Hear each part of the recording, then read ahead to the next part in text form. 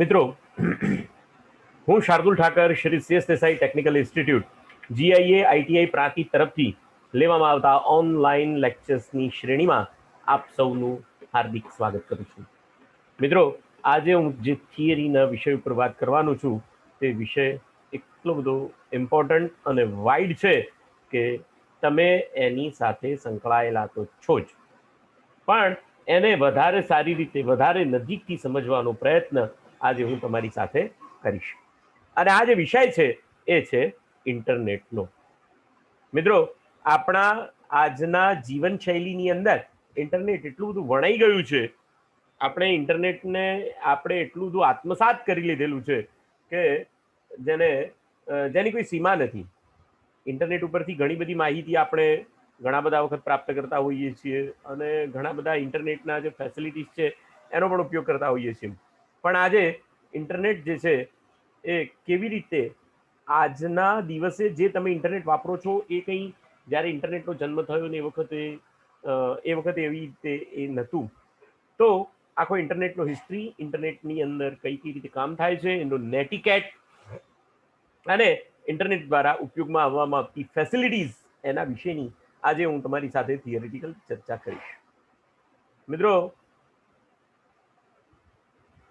Internet જે છે એ કોઈની જાગીર નથી.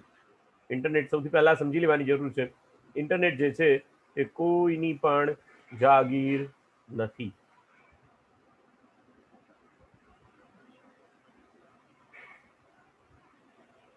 Internet a worldwide collection of networks that links millions of business, government agencies, educational institutes and individuals. Internet જે છે એ world wide connection છે, world wide collection છે. શેનું? Of networks. ઘણા બધા જુદા જુદા નેટવર્ક્સનું કનેક્શન છે. શું કરે છે? That links millions of business. ઘણા બધા મિલિયન્સ એટલે કરોડો વ્યક્તિઓને, એના ધંધાઓને જોડે છે, ગવર્મેન્ટ એજન્સીસને જોડે છે, એજ્યુકેશનલ ઇન્સ્ટિટ્યૂટ્સને જોડે છે અને વ્યક્તિગત રીતે પણ વ્યક્તિઓને પણ આ ઇન્ટરનેટ એકબીજાની સાથે જોડવાનું કામ કરે છે.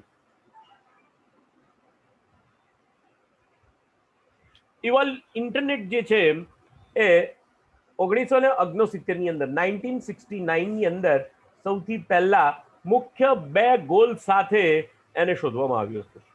એના સૌથી બે મુખ્ય ગોલ હતા. એક, allow a scientist at different physical locations to share information and work together. વૈજ્ઞાનિકોને જુદા જુદા લોકેશન ઉપર હોવા છતાં પણ તેમની માહિતી એકબીજા સાથે શેર કરી શકે અને એકબીજા સાથે રહીને કામ કરી શકે, એવા ગોલ સાથે સૌથી પહેલા શરૂ કરવામાં આવ્યું હતું. બીજો જે ગોલ હતો તે function even if part of the network were disable or destroyed by the disaster. કોઈ પણ પ્રકારનું ડિઝાસ્ટર એટલે કે કોઈ પણ પ્રકારની આફતો આવી પડે છતાં પણ નેટવર્કની અંદર વ્યક્તિ રહીને પોતાનું કાર્ય કરી શકે. એવી રીતે ઇન્ટરનેટને આ બે મુખ્ય ગોલ સાથે કઈ સંસ્થાએ શરૂ કર્યું હતું? આર્પાનેટ નામની સંસ્થાએ શરૂ કર્યું હતું. Advance research project network. આર્પાનેટનું ફૂલ ફોર્મ થાય છે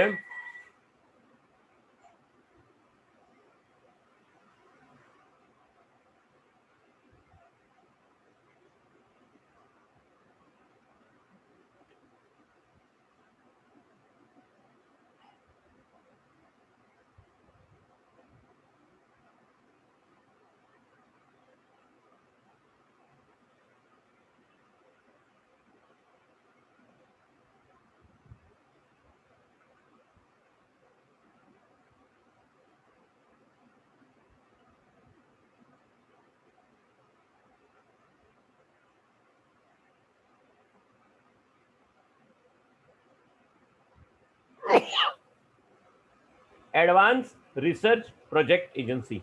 મૂળભૂત રીતે આ યુએસ એટલે કે અમેરિકાની ડિફેન્સ અંગેની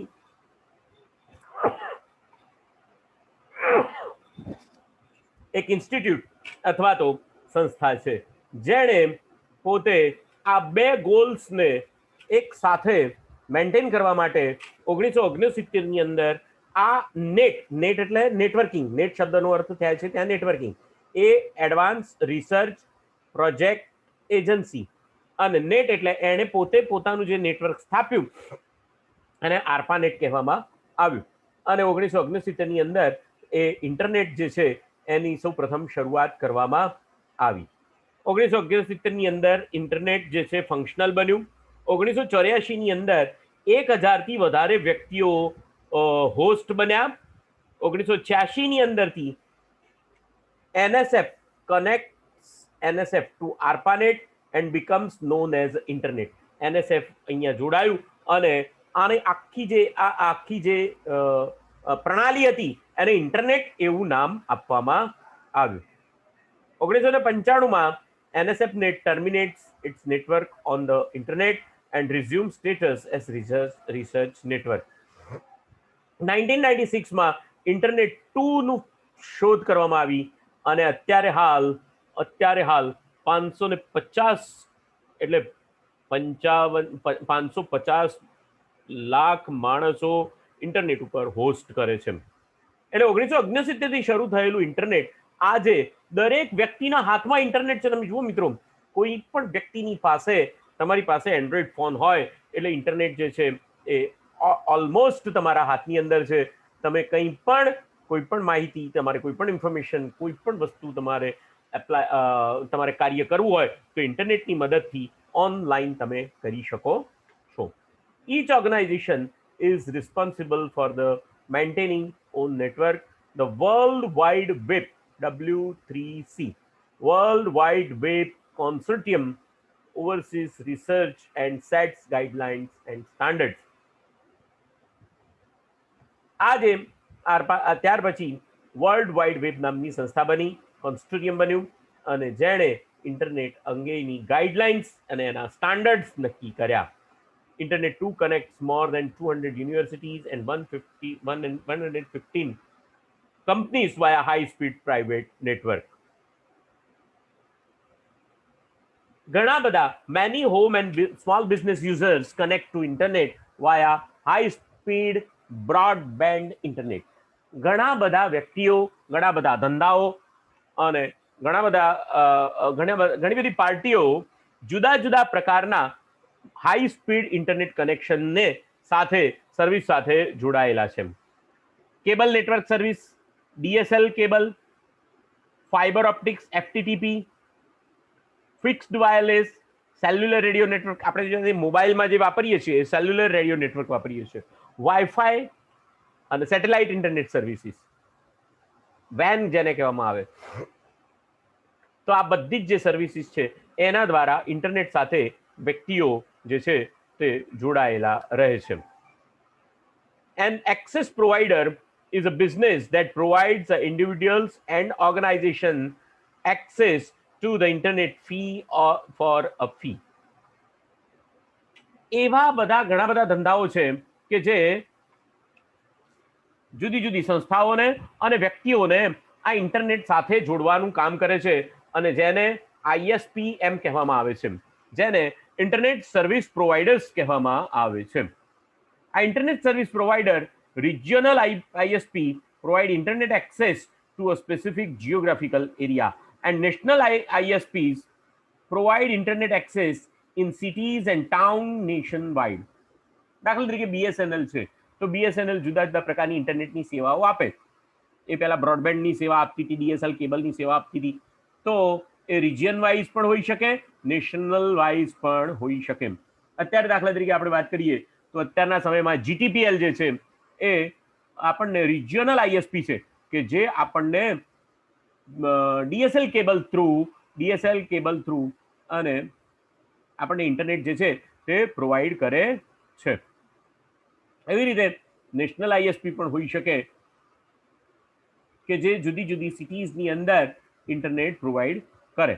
online service provider, many members, online service provider જે છે તે ભારતની અંદર તો એવા ઓનલાઈન સર્વિસ પ્રોવાઈડર્સ નથી, પણ વિદેશોની અંદર AOL નામની કંપની છે કે જે ઓનલાઈન સર્વિસ પ્રોવાઈડર છે કે જે ઇન્ટરનેટ જે છે ઓનલાઈન પ્રોવાઈડ કરે.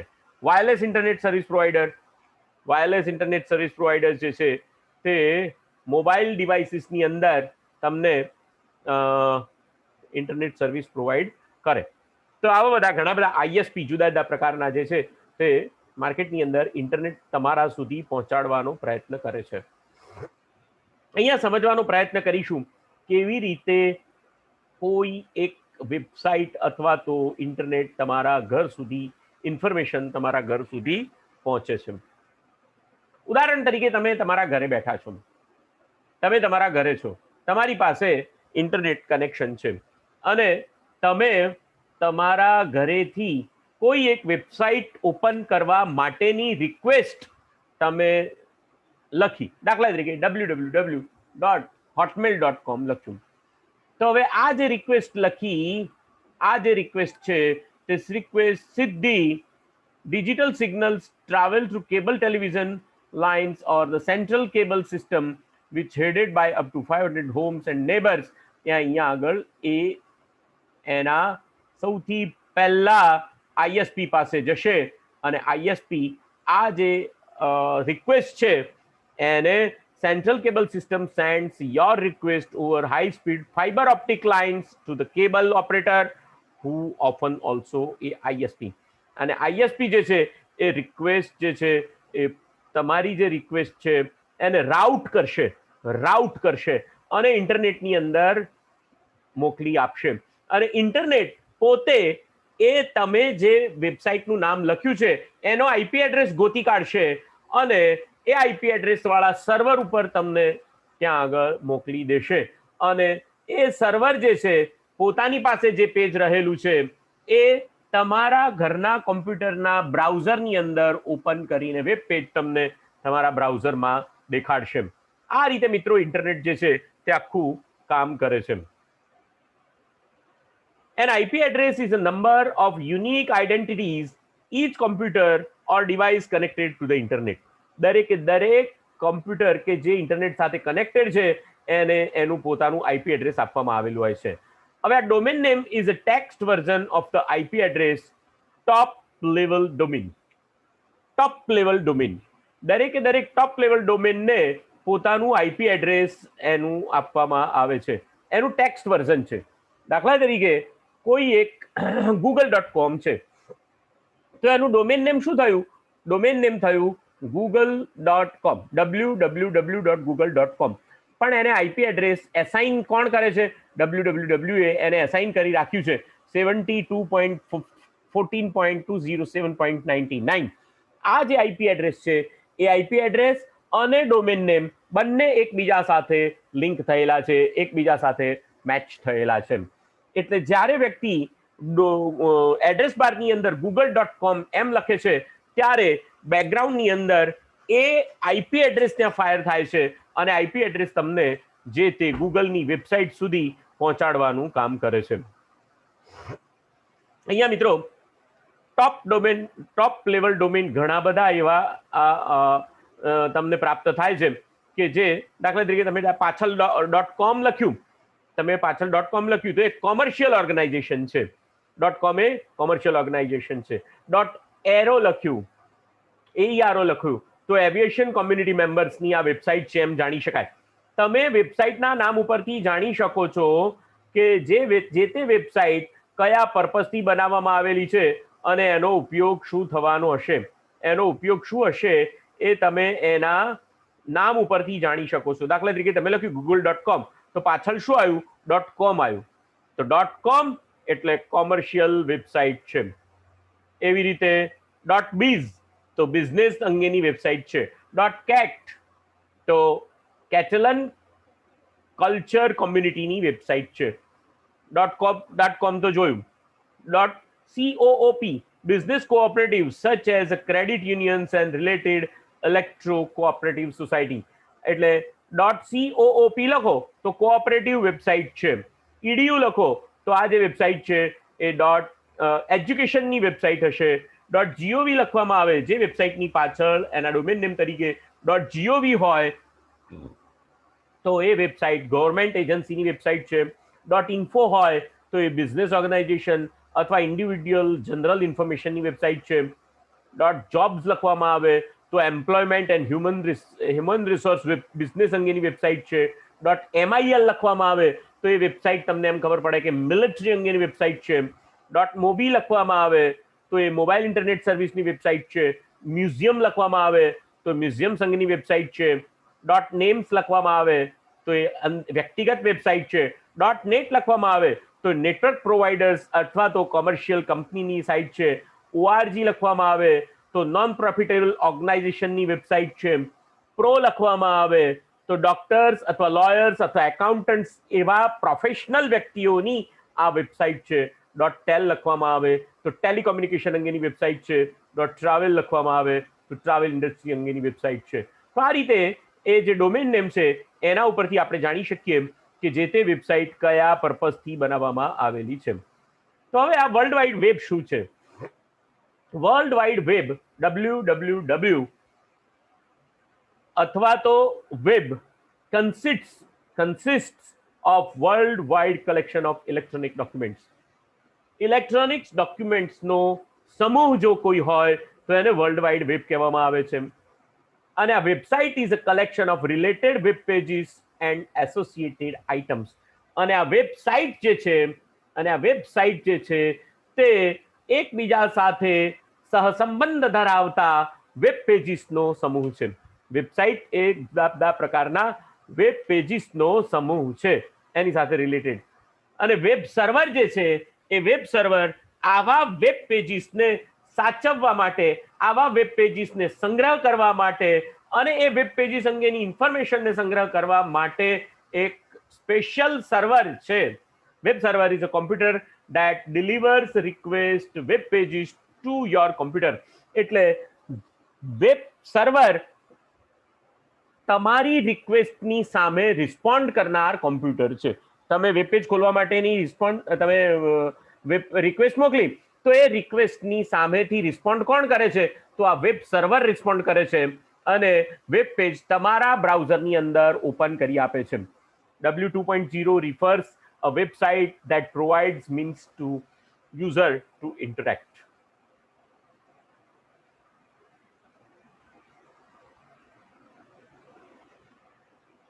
આ જે વેબસાઇટ છે અથવા વેબ પેજ જે છે એ જુદા જુદા બ્રાઉઝર્સની અંદર ઓપન થઈ શકે. ઘણા બધા માર્કેટની અંદર પ્લેયર્સ છે, બ્રાઉઝર્સની દુનિયાના ઘણા બધા પ્લેયર્સ છે, પણ એની અંદરથી આ મુખ્ય પ્લેયર્સ છે, આ મેઇન પ્લેયર્સ છે. કોણ કોણ? ઇન્ટરનેટ એક્સપ્લોરર જે છે એ માઇક્રોસોફ્ટનું પોતાનું બ્રાઉઝર છે. ફાયરફોક્સ એ બ્રાઉઝિંગની દુનિયામાં એકલું પોતાની કંપની ચલાવે છે અને બ્રાઉઝર છે. ઓપેરા એ પણ એક બ્રાઉઝર છે.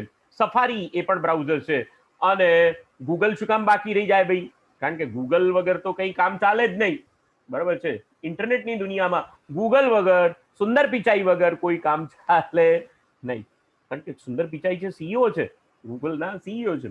ટોપ મોસ્ટ કંપની જુઓ, ભારતની ટોપ મોસ્ટ કંપની જુઓ, વર્લ્ડની top most IT related company જુઓ, એની અંદર ભારતના વ્યક્તિઓનું પ્રભુત્વ છે.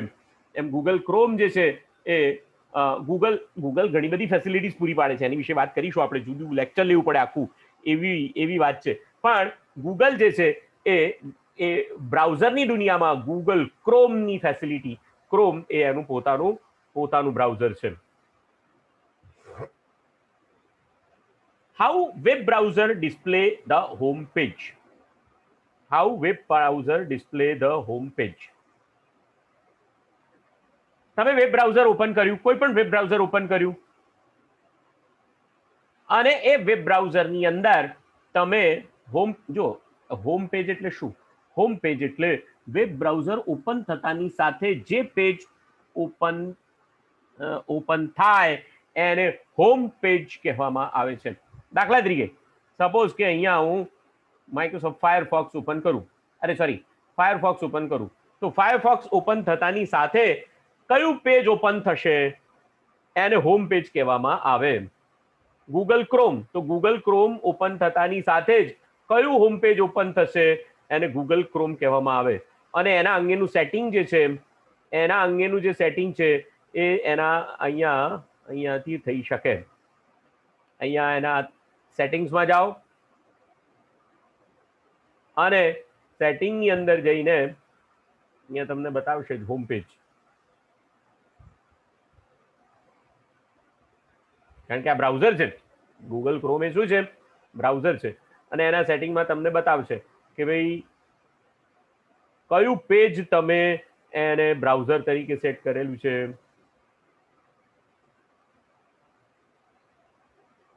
ઓન સ્ટાર્ટઅપ અહીંયા મેં એવું રાખેલું છે, કન્ટિન્યુ વેર યુ લેપટોપ. તમે જ્યારે ફરી શરૂઆત કરો ત્યારે તમે જે છેલ્લે છોડ્યું હોય ત્યાંથી શરૂઆત કરો એવું ઓપ્શન મેં સિલેક્ટ કરીને રાખેલું છે. અને જો તમે એમ કહો કે open specific page or page set of pages, તો એ તમે અહીંયા આગળ લખી શકો. અને એ જે છે તમારા માટે, જો અહીંયા આ ફાયરફોક્સ ખુલ્યું, ફાયરફોક્સ ખુલતાની સાથે એ જે પેજ ઓપન કરશે એ એનું હોમ પેજ હશે.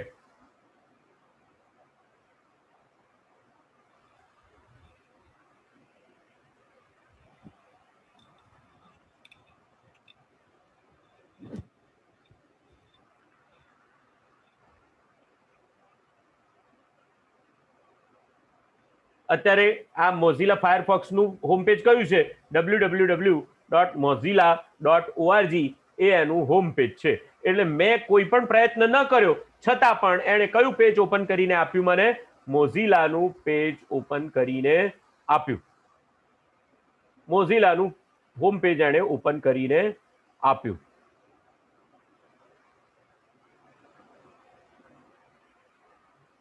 એને જો મારે બદલવું હોય તો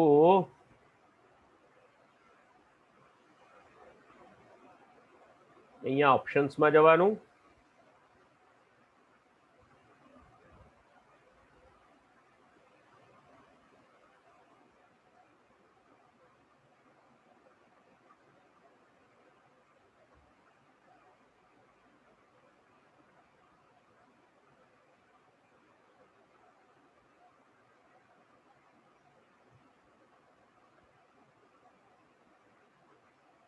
અને રિસ્ટોર પ્રીવિયસ સેશન એમ કરી દેવાનું. એટલે તમે પાછળ જે છેલ્લે જે પેજથી છોડ્યું હોય ત્યાંથી તમને એ ઓપન કરીને આપે. અને એ રીતે આની અંદર જે છે એ તમારે હોમ પેજ બદલવું હોય તો ગૂગલને હોમ પેજ તરીકે રાખો, અહીંયા સિલેક્ટ કરો, એડિટ અને સેવ કરી દો.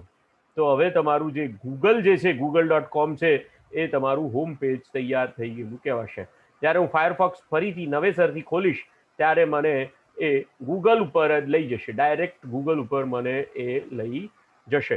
તો એને આ રીતે હોમ પેજ તમે સેટ કરી શકો છો.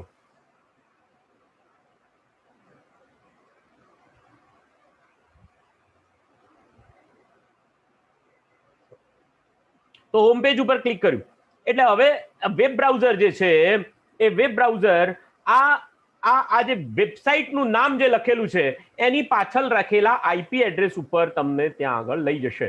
અને એ આઈપી એડ્રેસ ઉપર જે પેજ છે એ તમારા કોમ્પ્યુટરમાં બ્રાઉઝર થ્રુ એ ઓપન કરશે. આ રીતે તમે હોમ પેજ સુધી પહોંચો છો. એની મૂળભૂત પ્રક્રિયા છે. એવી જ રીતે the home page is the first page that website displays. The web page provides link to other related web pages. Surfing, તમે એક પેજ ઉપરથી બીજા પેજ ઉપર જાઓ, એક પેજ ઉપર જે લિંક આપેલી છે એ લિંક ઉપરથી તમે બીજા પેજ ઉપર જાઓ, એને સર્ફિંગ કહેવામાં આવે છે. એના માટે કયો શબ્દ છે? સર્ફિંગ કહેવામાં આવે છે. અને ડાઉનલોડિંગ બીજો એક શબ્દ છે. Downloading is a process of receiving information. તમારા કોમ્પ્યુટરમાં તમારા ડિવાઇસની અંદર ઇન્ટરનેટ ઉપરથી જે માહિતી તમારા ડિવાઇસમાં આવે એને ડાઉનલોડિંગ કહેવામાં આવે. અને તમારા ડિવાઇસમાંથી જે માહિતી ઇન્ટરનેટ ઉપર ચડાવવામાં આવે એને અપલોડિંગ કહેવામાં આવે. એટલે ડાઉનલોડિંગ અને અપલોડિંગ.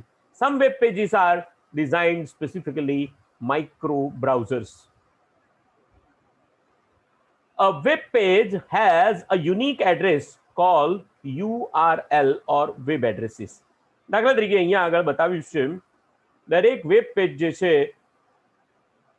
એને યુઆરએલ કહેવામાં આવે, વેબ એડ્રેસ કહેવામાં આવે. અને આ યુઆરએલ છે એમાં સૌથી પહેલા લખવામાં આવ્યું છે જો HTTP એટલે હાઇપર ટેક્સ્ટ ટ્રાન્સફર પ્રોટોકોલ, પછી ડબલ સ્લેશ કર્યા એટલે બેને જુદા પાડવા માટે, ડોમેન નેમ અને પ્રોટોકોલને જુદા પાડવા માટે www.nps.gov, પછી સ્લેશ લખ્યું, એ સ્લેશ એ પાથ છે અને આ એનું વાઇલ્ડલાઇફ viewing.htm એ એનું વેબ પેજ છે. તો તમારું જે વેબ પેજ છે, યુઆરએલ છે, એને આ રીતે આખી સમજી શકાય. HTTP અમુક વખતે HTTP ની જગ્યાએ HTTPS પણ આવે, એટલે secure hyper text transfer protocol કહેવાય, કે જેની અંદર યુઝર નેમ અને પાસવર્ડ તમારે આપો તો જ તમે આગળ એની અંદર સર્ફિંગ કરી શકો. પણ તમારું વેબસાઇટ કઈ, તો www.nps.gov આ તમારી વેબસાઇટ એટલે કે વેબ સર્વરનું નામ આ છે. અને આ વેબ સર્વરની અંદર GRSM નામનું ફોલ્ડર હશે, એની અંદર પ્લાન યોર વિઝિટનું ફોલ્ડર હશે અને એની અંદર વાઇલ્ડલાઇફ વ્યૂ નામની HTML ફાઇલ પડેલી હશે. આ HTML ફાઇલ તમે ઓપન કરો છો એવો આની અંદર મતલબ થાય.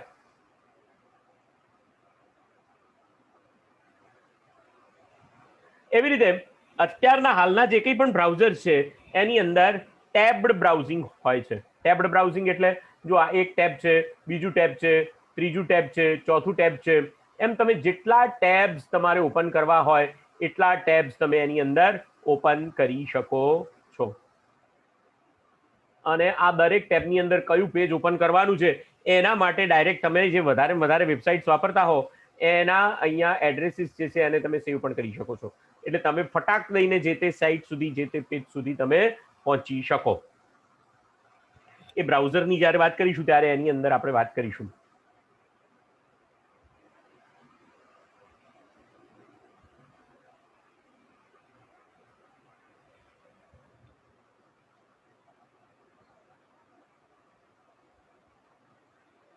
આ બ્રાઉઝર જે છે એની અંદર two types of search tools are search engines and subject directories. Search engines find information related to the specific topic. તમે કોઈ પણ બ્રાઉઝરમાં જાઓ પણ તમારી ઇન્ફોર્મેશન સર્ચ કરવી હોય તો તમને સૌથી પહેલા શું યાદ આવે અત્યારના સમયમાં? તો અત્યારના સમયમાં તમને યાદ આવે google.com. અને એટલા માટે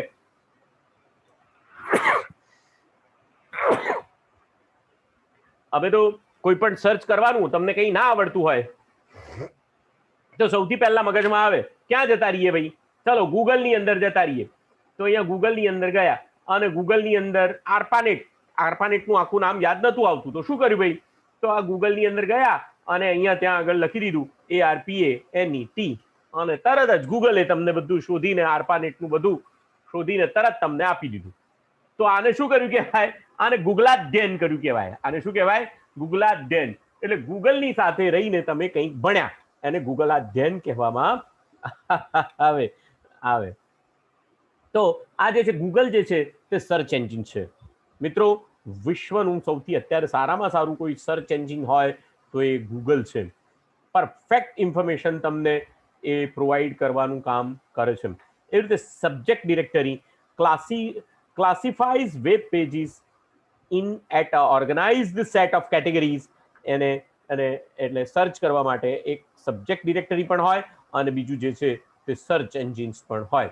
આવા બે ટૂલ્સ કોઈ પણ ઇન્ફોર્મેશન જ્યારે તમારે ઇન્ટરનેટ ઉપરથી સર્ચ કરવી હોય ત્યારે તમને પ્રાપ્ત થાય. આવા જે search tools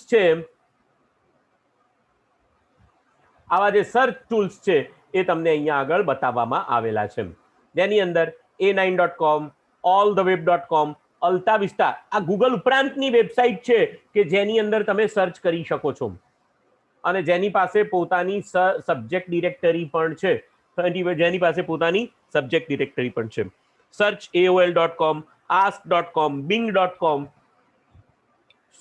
cuil.com, dogpile.com, excite.com, gigablast.com, Google તો ખબર જ છે, lycos.com, msn.com, demons.com, webcrawler.com, yahoo.com આ બધા જ જે છે તે મૂળભૂત રીતે સર્ચ એન્જિન્સ છે. એટલે ગૂગલ ઇન્ટરનેટ જે છે એ એક સૌથી અગત્યની ફેસિલિટી આપે છે જેને કહેવામાં આવે છે સર્ચ. તમારે કોઈ પણ ઇન્ફોર્મેશનની માહિતી જોઈતી હોય તો એ તમને સર્ચ કરી આપે, એટલે એની એક ફેસિલિટીનું નામ છે સર્ચ એન્જિન્સ, એટલે સર્ચ તમે કરી શકો. આ વેબસાઇટ જે છે and the search engines is helpful in locating items such as images, videos, audios, publication, maps, people or business અને blogs.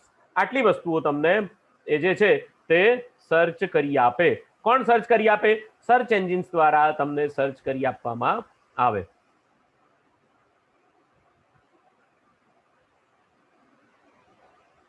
તો અહીંયા કેવી રીતે સર્ચ કરી આપવામાં આવે છે એનું એક્ઝામ્પલ લખ્યું છે, એક્ઝામ્પલ બતાવવામાં આવ્યું છે.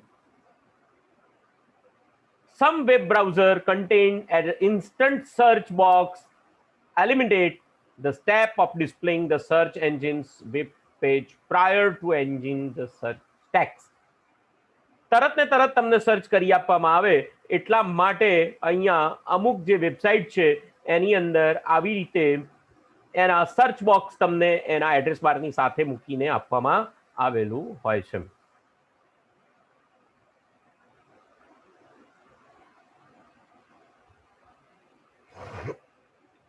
મિત્રો, તમારું જે સર્ચિંગ જે છે એને વધારે ઇફેક્ટિવ બનાવવા માટે, સર્ચિંગને વધારે ઇફેક્ટિવ બનાવવા માટે તમારે અહીંયા આગળ તમારા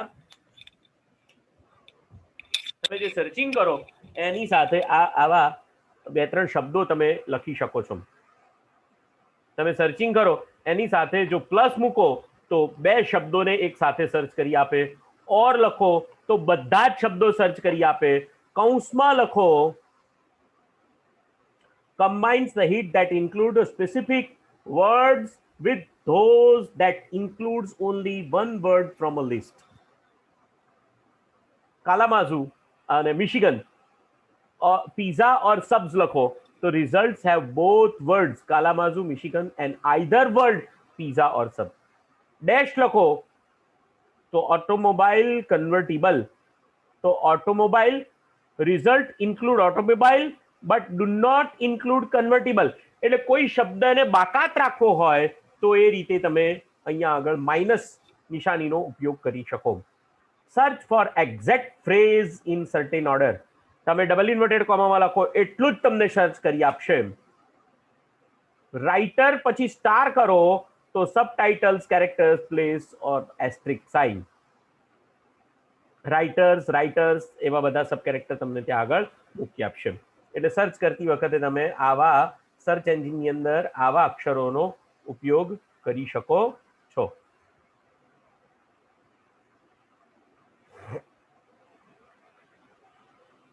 દુનિયામાં જેટલી બધી વેબસાઇટ છે એને 13 જુદા જુદા પ્રકારોમાં વહેંચી દેવામાં આવી છે. વેબસાઇટ પોર્ટલ પણ હોઈ શકે, ન્યૂઝ પણ હોઈ શકે, ઇન્ફોર્મેશનની વેબસાઇટ હોઈ શકે, બિઝનેસ એન્ડ માર્કેટિંગની વેબસાઇટ હોઈ શકે, બ્લોગર્સની વેબસાઇટ હોઈ શકે, વિકીની વેબસાઇટ એટલે કે ઇન્ફોર્મેશન અંગેની વેબસાઇટ હોઈ શકે, ઓનલાઈન સોશિયલ નેટવર્કિંગ અંગેની વેબસાઇટ હોઈ શકે, એજ્યુકેશનલ વેબસાઇટ હોઈ શકે, એ રીતે એન્ટરટેનમેન્ટ અંગેની વેબસાઇટ હોઈ શકે, એડવોકેસી અંગેની વેબસાઇટ હોઈ શકે, વેબ એપ્લિકેશન ડેવલપ કરવા અંગેની વેબસાઇટ હોઈ શકે, કન્ટેન્ટ એગ્રીગેટર હોઈ શકે અને વ્યક્તિગત વેબસાઇટ હોઈ શકે. આવી 13 જુદા જુદા પ્રકારની વેબસાઇટ અત્યારના હાલના વિશ્વની અંદર તમને જોવા મળે છે.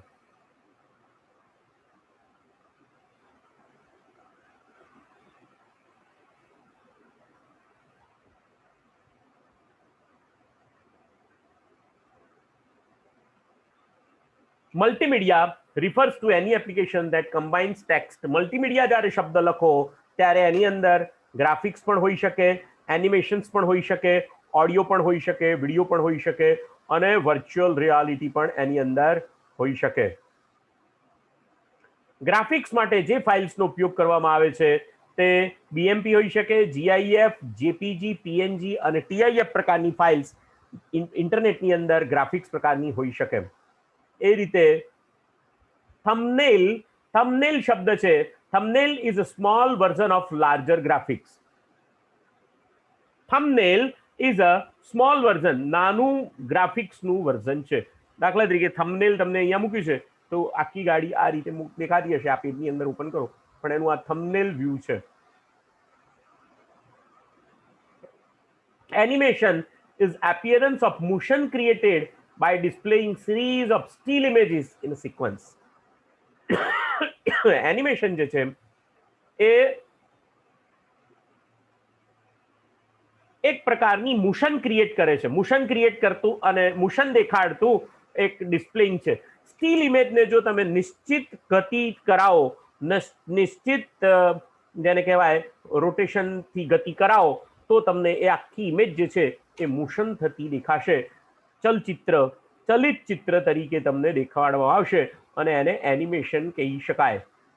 ઓડિયો જે છે, ઓડિયોની અંદર MP3, OG, ASF, AAC, wave file, WMA format, RA format અને ક્વિક ટાઈમ ફોર્મેટ, આટલા ફોર્મેટની અંદર ઓડિયો સ્ટ્રીમિંગના પ્લેયર્સ તમને વેબસાઇટ ઉપર, ઇન્ટરનેટ ઉપર પ્રાપ્ત થશે. એટલે તમારે અવાજો સાંભળવા માટે, ઓડિયો સાંભળવા માટે આટલા ફોર્મેટ્સ તમને અવેલેબલ છે. એ રીતે મ્યુઝિક અને વિડીયોઝ તમે તમારા કોમ્પ્યુટરની અંદર અથવા તો તમારા હેન્ડસેટની અંદર તમે લઈ શકો છો. Video consist image of displaying in a motion. YouTube જે છે આપણે બધા જાણીએ છીએ આજે એક વિડીયોનું બહુ જબરદસ્ત માધ્યમ છે. અને આજના દિવસે હું તમને આ બધું ભણાવવા બેસું એ પણ મને તો ઔચિત્યપૂર્ણ લાગતું નથી, કારણ કે ઇન્ટરનેટ તો તમે બધા મારા કરતાં વધારે ફેદીને બેઠેલા હશો.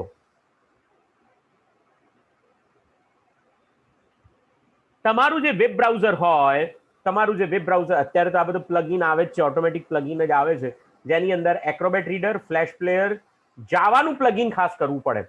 જાવા જે છે આ બહુ અગત્યની વસ્તુ છે મિત્રો. આટલા પ્લગ ઇન્સર્શન તમારે તમારા બ્રાઉઝર્સની અંદર કરવા પડે. એક્રોબેટ રીડર છે, ફ્લેશ પ્લેયર છે, જાવા છે, ક્વિક ટાઈમ છે, રિયલ પ્લેયર છે, શોકવેવ પ્લેયર છે, સિલ્વર લાઇટ છે. તો આટલા તમારે તમારા કોમ્પ્યુટરમાં, તમારા બ્રાઉઝરની અંદર પ્લગ ઇન્સર્શન કરવા પડે. એક્રોબેટ રીડર શા માટે ઇન્સ્ટોલ કરવું પડે? તો PDF ફોર્મેટ પ્રકારની ફાઇલોને જોવા માટે એક્રોબેટ રીડર તમારા બ્રાઉઝરની અંદર પ્લગ ઇન્સર્શન કરવું પડે. ફ્લેશ પ્લેયર જે છે તે ડેઝલિંગ graphics and animation, here outstanding sound and music, display web page across the entire સ્ક્રીનની અંદર તમારે ફ્લેશ પ્લેયર ઇન્સ્ટોલ કરવું પડે. જાવા શા માટે કરવું પડે? Enable web browser to run programs written in Java which add interactivity to web pages. જાવાની અંદર લખેલા વેબ પેજીસને તમારે તમારા કોમ્પ્યુટરમાં ખોલવા માટે જાવાને તમારા બ્રાઉઝરની અંદર પ્લગ ઇન્સર્શન કરવું પડે. ક્વિક ટાઈમ જે છે એ મ્યુઝિક, વિડીયો અને વર્ચ્યુઅલ રિયાલિટી પેનોરેમાઝને તમારા વેબ પેજ ઉપર ડાયરેક્ટ ડિસ્પ્લે કરે છે. રિયલ પ્લેયર પણ એ જ રીતે CD, DVDs તમારા પ્લેયરમાં, MP3 આ બધું તમારા બ્રાઉઝરની સાથે ડાયરેક્ટ પ્લે કરશે. Shock wave player experience a dynamic interactive multimedia 3D graphics and streaming ઓડિયોને તમારા બ્રાઉઝરની સાથે લાવે, એટલા માટે તમારે એને પ્લગ ઇન્સર્શન કરવું પડે. વિન્ડોઝ પ્લેયર તો પણ અત્યારે હાલના સમયમાં આ બધા જ પ્લગ ઇન્સર્શન છે એ વેબ બ્રાઉઝરની અંદર ઓટોમેટિક કરવામાં આવેલા જ હોય છે. વેબ પબ્લિશિંગ જે છે એ development and maintenance of web pages.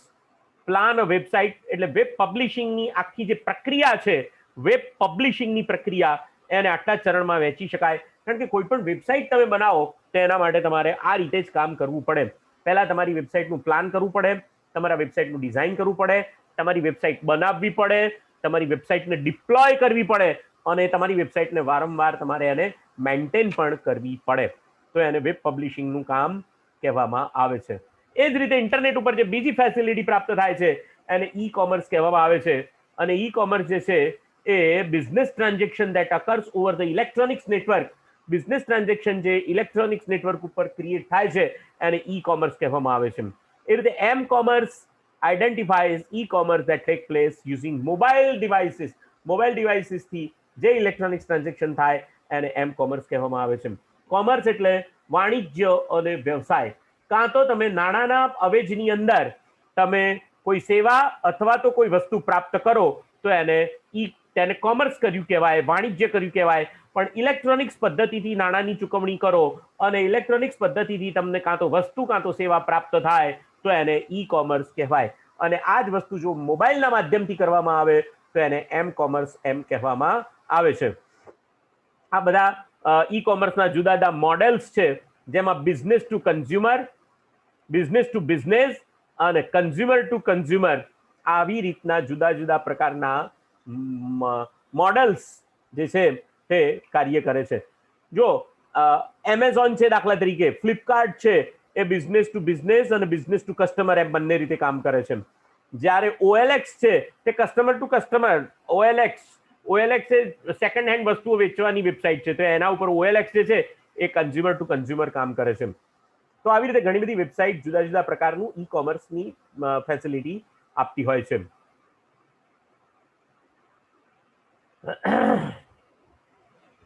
Internet ઉપર અત્યારે આ બધું મારે કહેવાની ફરીથી મને શરમ આવે કહેતા કે ઇન્ટરનેટ ઉપર ઈમેલ હવે તમે મોકલી શકો છો, રિસીવ કરી શકો છો, પણ આ એક ફેસિલિટી બહુ અગત્યની ફેસિલિટી છે. ઈમેલની ફેસિલિટી છે. દરેક પાસે પોતાનું ઈમેલ એડ્રેસ પણ હોવું જોઈએ. તમારી આઈડેન્ટિટી છે એક પ્રકારની. ઈમેલ સેન્ડ કરતા, રિસીવ કરતા અને તમારા એટેચમેન્ટ્સને મોકલતા, સ્પામ મેલ્સને, આ બધી જ વિશે તમને ખ્યાલ હોવો જોઈએ. મેસેજને મોકલવો, સેન્ડ કરવો, પ્રિન્ટ કરવો, ફોરવર્ડ કરવો, રિપ્લાય આપવો, આ બધું જ તમને એની અંદર ઈમેલની અંદર ખબર પડવી જોઈએ. ઇલેક્ટ્રોનિક્સ મેલની સર્વિસ કહેવામાં આવે. અને અધર ઇન્ટરનેટ સર્વિસીસ, દાખલા તરીકે તમારે કોઈ જગ્યાએ ટ્રાવેલ કરવું છે, તમારે કોઈ વસ્તુ મોકલવી છે, તમારે બેન્કિંગ કરવું છે. અત્યારે આની અંદર લખ્યું નથી પણ ઇન્ટરનેટ બેન્કિંગ પણ અત્યારે ખૂબ જ, જેને કહેવાય કે ખૂબ જ વ્યાપ એનો વધી રહ્યો છે. એમ બેન્કિંગ, ઇન્ટરનેટ બેન્કિંગ જે છે એ થઈ શકે છે. ઘણી બધી એવી ગવર્મેન્ટ વેબસાઇટ્સ છે કે જેની અંદરથી તમે ટેક્ટફુલ ઇન્ફોર્મેશન મેળવી શકો છો.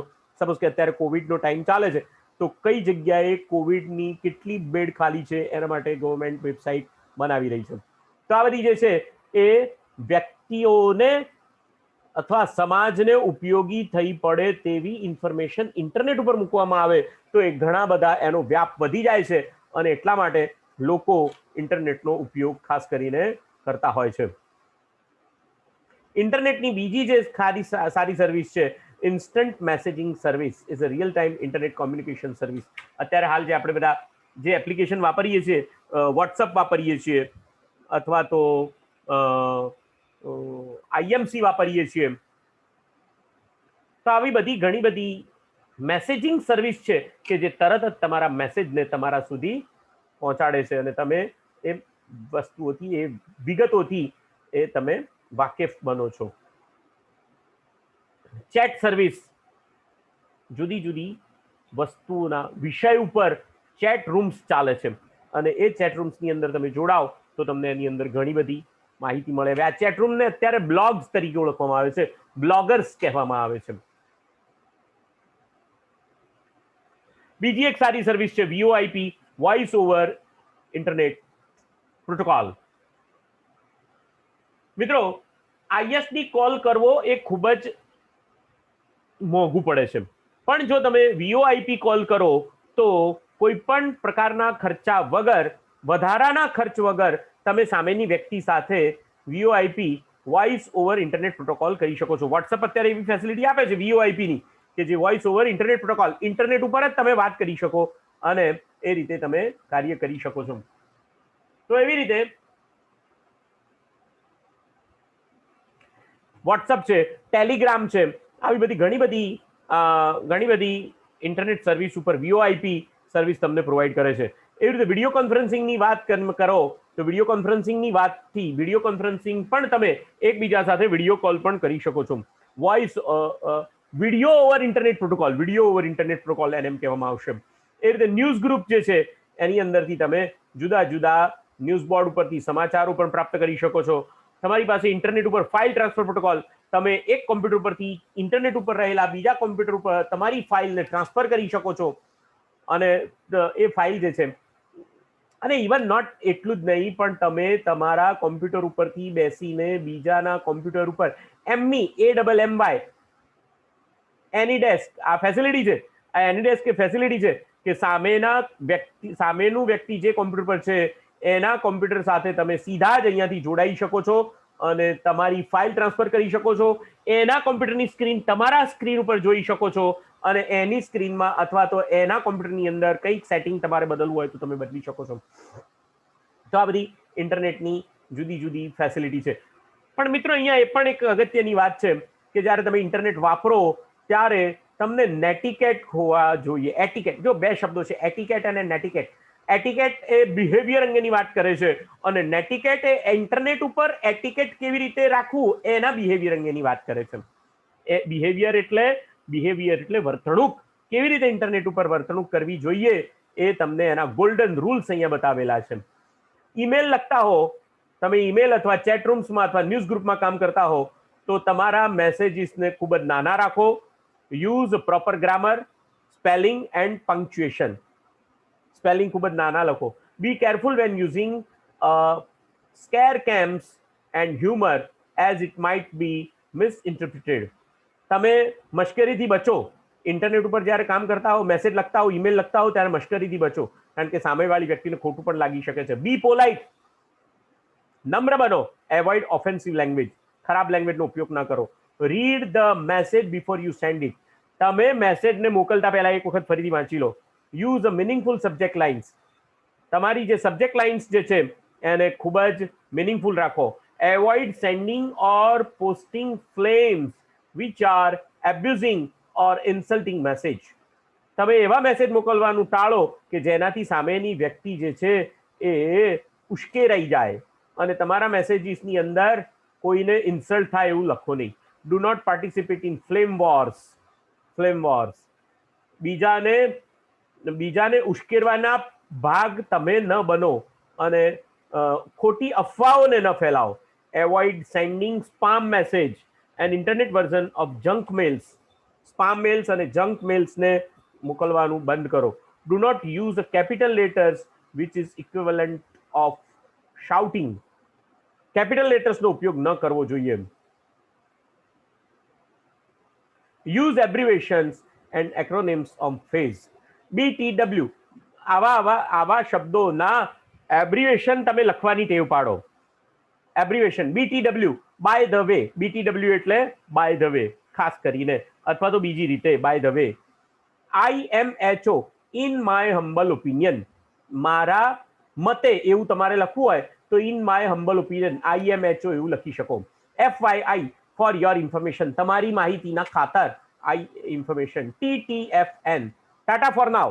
ટાટા ફોર નાવ એટલે TTFN. બરોબર. આજથી આપણે જ્યારે નવું લેક્ચર પૂરું કરીશું ત્યારે આપણે કહીશું TTFN, એટલે તમારે સમજી જવાનું ટાટા ફોર નાવ. આપણે નેટિકેટનો ઉપયોગ કરીશું, કંઈ વાંધો નહીં. FWIW, for what it's worth. TYVM, thank you very much. So clearly identifying a spoiler, which message that reveals solution to the game or ending the movie or the program. Read the frequently asked question if one exists. Many news group and web pages have the FAQs. Do not assume material is accurate or up to date. Be forgiving the other's mistake. And read someone's private. Never read someone's private email. બીજાના private ઈમેલને વાંચો નહીં. આને નેટિકેટ કહેવાય, internet ઉપરનું behaviour કહેવાય. તો internet જે છે કઈ કઈ ફેસિલિટી પૂરી પાડે છે અને ઇન્ટરનેટ ક્યાંથી એનો ઉદ્ભવ થયો, કેવી રીતે કામ કરે છે એ મેં તમને સમજાવવાનો મિત્રો પ્રયત્ન કર્યો છે. મને આશા છે કે તમને આમાં ખ્યાલ આવી ગયો હશે. નેક્સ્ટ લેક્ચરની અંદર જ્યારે વાત કરીશું ત્યારે બ્રાઉઝર્સની અને એની સાથે સાથે ઇન્ટરનેટ ઉપર ઈમેલ એડ્રેસ કેવી રીતે બનાવી શકાય એની વાત તમારી સાથે હું કરીશ. ત્યાં સુધી રજા આપશો. સ્વસ્થ રહેજો. અસ્તુ.